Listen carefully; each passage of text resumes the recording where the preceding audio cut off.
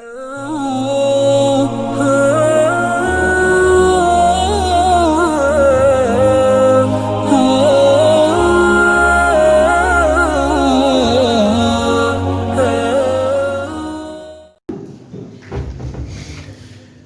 باللہ من الشیطان الرجیم بسم اللہ الرحمن الرحیم ان الذین یقیناً وہ لوگ لا یرجون جو امید نہیں رکھتے لقاءنا ہماری ملاقات کی ورضوا اور وہ خوش ہو گئے بالحیات الدنیا دنیا کی زندگی پر وطمأنوا بہا اور اس پر مطمئن ہو گئے والذین اور وہ لوگ ہم عن آیاتنا غافلون جو ہماری آیتوں سے بے خبر ہیں اولئک مأواہم النار ان لوگوں کا ٹھکانہ آگ ہے بما کانوا یکسبون بسبب اس کے جو وہ کماتے تھے ان الذین آمنوا یقیناً وہ لوگ جو ایمان لائے وعملوا الصالحات اور اچھے کام کیے یہدیہم ہدایت دے گا اللہ پاک ہدایت دے گا ان کو ربہم ان کا رب بھی ایمانہم ان کے ایمان کے سبب تجری بہتی ہیں من تحت الانہار ان کے نیچے نہریں فی جنات النعیم نعمتوں والی جنتوں میں دعواہم فیہا ان کی پکار ہوگی ان جنتوں میں سبحانک پاک ہے تیری ذات اللہم اے ہمارے اللہ وتحیتہم اور ان کی دعا فیہا اس میں سلام سلامتی ہے وآخر دعواہم اور ان کی آخری پکار ان یہ کہ الحمدللہ رب العالمین تمام تعریف اللہ کے لیے ہیں جو جہانوں کا پالنے والا ہے ان چار آیات میں سے پہلی 3 آیتوں کے اندر اللہ تبارک و تعالی نے انذار اور تبشیر کو ذکر فرمایا منکرین کے لیے تخویف اور ایمان والوں کے لیے بشارت اور یہ قرآن کریم کا عام طریقہ ہے کہ اللہ جل شانہ موازنہ فرماتے ہیں ایمان اور کفر کا جنت اور جہنم کا نعمتوں اور عذابات کا اس کو ترغیب اور ترہیب کہتے ہیں کہ اللہ جل شانہ کے عذاب سے آدمی ڈرے اور اللہ پاک کی رحمت اللہ پاک کی رضامندی کی امید پیدا ہو اور ایمان خوف اور رجا کے درمیان ہے کہ آدمی کے دل میں اللہ پاک کا خوف بھی ہو اور آدمی کے دل میں اللہ جل شانہ سے امید بھی ہو بخشش کی رحمت کی تو یہ کامل ایمان ہے اگر صرف خوف آ جائے امید نہ ہو مایوسی پیدا ہو تو پھر بھی ایمان باقی نہیں رہتا اور اگر اتنا اطمینان اور بے خوفی ہو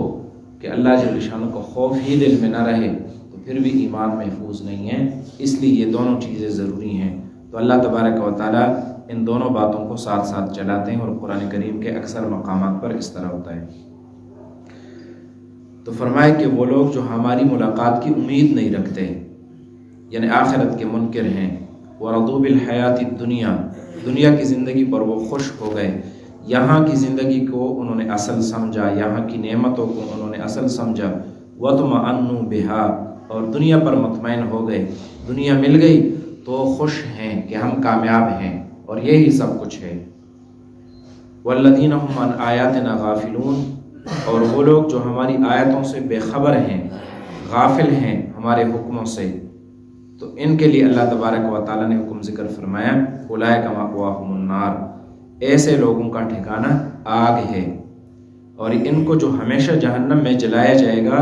تو یہ اللہ پاک کی طرف سے کوئی ظلم نہیں ہے بما کانوا یکسبون خود ان کے اعمال کے سبب جو کچھ انہوں نے کیا ہے اس کے بدلے میں ان کے ساتھ یہ سب کچھ ہوگا ان کے بالمقابل وہ لوگ جو ایمان لائے وعملوا الصالحات اور اچھے اعمال کیے عمل صالح اس حکم کو کہتے ہیں اس عمل کو کہتے ہیں جو اللہ کے حکم کے مطابق ہو نبی کے طریقے کے مطابق ہو اس کو عمل صالح کہتے ہیں شریعت کے مطابق بھی ہو عمل اللہ کا حکم ہے یعنی کام بھی صحیح ہے اس کا طریقہ بھی صحیح ہے اور نیت بھی صحیح ہے، یہ تینوں شرطیں جب جمع ہو جائیں تو اس کو عمل صالح کہتے ہیں۔ ان کے بارے میں اللہ پاک نے فرمایا یہدیہم ربہم بایمانہم، ان کی رہنمائی فرمائے گا ان کا رب ان کے ایمان کے سبب۔ کس چیز کی طرف رہنمائی؟ جس کا بعد میں ذکر ہوا، نعمتوں والی جنتوں کی طرف اللہ پاک ان کی رہنمائی فرمائے گا۔ یعنی ایمان اور عمل صالح والے لوگوں کو اللہ پاک نے ایسے کاموں کی طرف رہنمائی کی ہے، ان کے دل میں ایسے کاموں کی محبت ڈالی ہے جو ان کو جنت میں لے کر جانے والے ہیں۔ تو یہ اللہ پاک کی طرف سے ایک نعمت ہے کہ جو آدمی قربانی دے دے ایمان لانے کی، اچھے عمل کرنے کی، تو اللہ جل شانہ اس کے دل میں ایسے امور کا القاء فرماتے ہیں جس کی وجہ سے اس کے لیے جنت کی طرف جانا آسان ہوتا ہے۔ تجری من تحتہم الانہار، ان کے نیچے نہریں بہتی ہوں گی، ان کے نیچے یعنی ان کے محلات کے نیچے، اور ان کے محلات کے اندر جو باغات ہیں، جو درخت ہیں، ان کے نیچے نہریں بہتی ہوں گی۔ اگر آپ کو کبھی زندگی میں اس طرح اتفاق ہوا ہو کہ آپ ایسی جگہ میں ہو جہاں باغ ہو اور اس میں درختوں کے درمیان میں سے کوئی نہر گزر رہی ہو اور آپ نے اس منظر کا مشاہدہ کیا ہو، تو ایک عجیب منظر ہوتا ہے، بہت خوبصورت۔ صوابی میں ایک مدرسہ ہے ہمارے علاقے میں، تو وہ مسجد ایسی جگہ میں بنائی گئی کہ اس کے نیچے پہلے سے قدرتی طور پر نہر جاری تھی، تو وہاں پیلر کھڑے کر کے ایک مدرسہ بنا دیا گیا اور کچھ انہوں نے سبزہ اور باغیچہ سے بھی لگا دیا۔ تو وہاں آپ دیکھیں تو آپ کا دل خوش ہو جائے گا کہ اوپر مسجد ہے اور اس کے نیچے سے نہر جو ہے وہ گزر رہی ہے۔ تو جب دنیا کے منظر کا اتنا لطف ہوگا تو جنت کے منظر کا کیا عالم ہوگا کہ جہاں باغات ہوں اور جو ہے محلات ہوں اور ان کے نیچے نہریں بہتی ہوں۔ اللہ تبارک و تعالی ہم سب کو نصیب فرمائیں۔ تو اللہ جل شانہ نے فرمایا کہ ان کے نیچے نہریں بہتی ہوں گی فی جنات النعیم، نعمتوں والے باغات میں۔ دعواہم فیہا سبحانک اللہم، ان کی پکار اس میں ہوگی کہ اللہ تیری ذات پاک ہے۔ سبحانک اللہم، یہ دو کلمے ہیں۔ سبحانک یہ مفعول مطلق ہے، فعل اس کا محذوف ہے، اللہم بمعنی یا اللہ۔ اس کی تفسیر میں حضرات مفسرین نے کئی باتیں شامل کی ہیں، جو آسان سی باتیں وہ آپ کو بتا دوں۔ جنتی آدمی جنت میں ہوگا، وہاں کے باغات کو، نعمتوں کو، چیزوں کو دیکھتا ہوگا۔ اگر اس کے دل میں کسی چیز کی خواہش پیدا ہو کہ یہ میں کھا لوں، یہ چیز میں پی لوں، اس چیز کو میں استعمال کر لوں، تو صرف اتنا کہے گا سبحانک اللہم۔ اتنا کہنے سے وہ نعمت اس کے سامنے وہ حاضر ہو جائے گی، اس کو مزید کسی چیز کے کہنے کی ضرورت نہیں ہوگی۔ تو یہ اس کا اعزاز اور اکرام ہوگا کہ وہ صرف سبحانک اللہم کہہ دے اور اس پر خوشی کا، تعجب کا اظہار کر لے۔ دنیا میں ہم کسی چیز کو دیکھتے ہیں، کوئی خوبصورت چیز ہوتی ہے تو ہم کہتے ہیں سبحان اللہ، تو سبحان اللہ کے ساتھ ثواب تو مل جاتا ہے لیکن وہ چیز تو نہیں ملتی، وہ تو کسی کی ہوتی ہے یا جو ہے ایسی ہو جس کو ہم حاصل نہ کر سکیں، صرف خوش ہو کر اس پر سبحان اللہ کہتے ہیں۔ لیکن جنت میں ایسا نہیں ہوگا، وہاں سبحانک اللہم کہنے کے ساتھ وہ چیز وہ حاصل ہو جائے گی۔ تو کتنا اللہ تبارک و تعالی جنتیوں کا جو ہے اس میں لحاظ رکھتے ہیں، یہ ان کا اعزاز اور اکرام ہے کہ ان کو زیادہ کچھ کہنے کی ضرورت نہیں ہوگی۔ اور دنیا میں بھی جو میزبان ہو، جس کے پاس کوئی مہمان آیا ہو، اگر مہمان آدمی صرف کسی چیز پر تعجب کا اظہار کرے اور کسی چیز کی پسندیدگی کا اظہار کرے تو پھر میزبان اس بات کی کوشش کرتا ہے کہ مہمان کے لیے اس چیز کو پورا کر دے۔ اور جنت وہ تو اللہ تبارک و تعالی نے ایمان والے لوگوں کے لیے مہمان نوازی کی جگہ رکھی ہوئی ہے۔ تو اللہ پاک ایک عظیم میزبان ہیں اور جنتی لوگ اللہ پاک کے مہمان ہوں گے۔ تو جنتی آدمی کی کسی چیز پر نگاہ پڑے گی اور صرف سبحانک اللہم بھی کہے گا تو اللہ تبارک و تعالی اس چیز کو حاضر کر دیں گے۔ وَتَحِيَّتُهُمْ فِيهَا سَلَام، اور اس کی دعا اس میں سلام ہوگی۔ ایک دوسرے سے جنتی ملیں گے تو ایک دوسرے کو السلام علیکم کہیں گے، فرشتے ان کی خدمت میں حاضر ہوں گے تو السلام علیکم کہیں گے۔ اللہ تبارک و تعالیٰ کا دیدار ہوگا تو سلام قولا من رب الرحیم، اللہ پاک کی طرف سے بھی سلام ہوگا۔ تو ہر طرف سے سلام سلام، یہ جنتیوں کی دعا ہوگی اور یہ خوشی کی ایک علامت ہے۔ आपने महसूस किया होगा बाज़ दफ़ा आदमी गुस्से में होता है, परेशान होता है, तो कोई आदमी सलाम करता है तो आदमी का दिल नहीं करता कि जवाब दे दे, और बाज़ दफ़ा ख़ुद जब परेशान होता है रास्ते से गुजरते हुए किसी को सलाम भी नहीं करता, दूसरा पूछता है भाई क्यों गुस्से में हो, सलाम भी नहीं किया। नबी अलैहिस्सलाम जब फौत हो गए, हज़रत उस्मान रज़ी अल्लाह तआला खड़े हैं ज़्यादा गम में, गालिबन हज़रत उमर रज़ी अल्लाह तआला के करीब गुजरे, सलाम किया, बाद में गिला किया कि मैंने आपको सलाम किया था, आपने जवाब नहीं दिया था, तो उन्होंने कसम उठाई कि मैंने सुना ही नहीं है।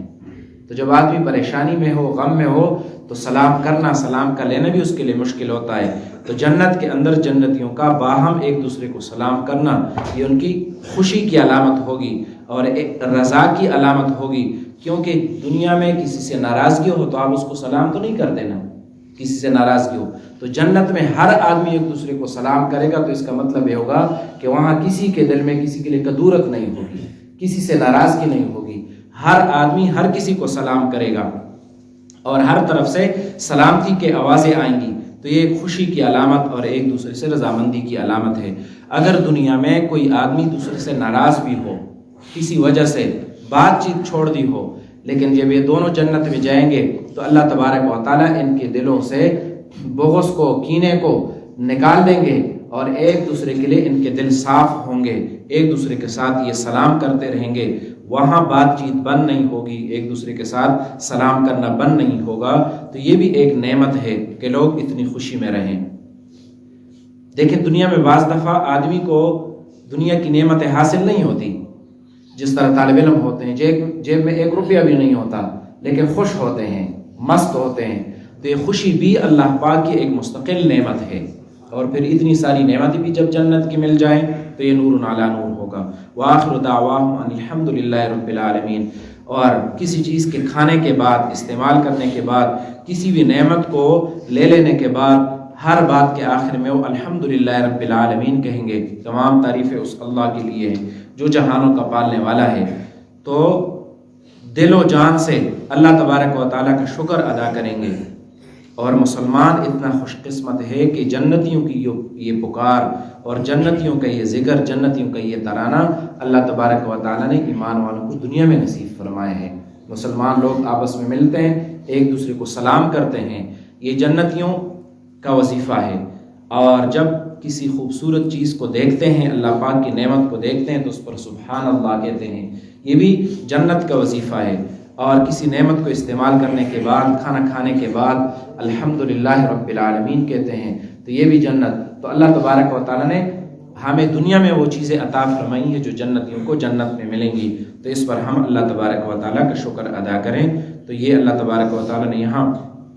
ईमान वालों के लिए खुशखबरी, न मानने वालों के लिए जो है अल्लाह तबारक व तआला ने अज़ाब का जिक्र फरमाया। अल्लाह तबारक व तआला हमें ईमान और अमल सालिह की तौफीक अता फरमाए। तशरीफ़ ले जाएँ।